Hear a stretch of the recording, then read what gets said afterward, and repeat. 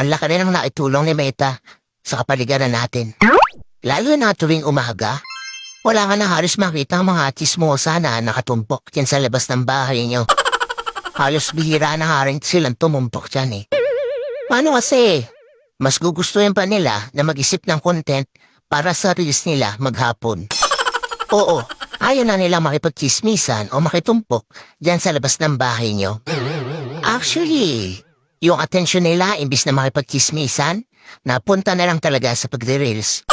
At ito pa ha, imagine ninyo.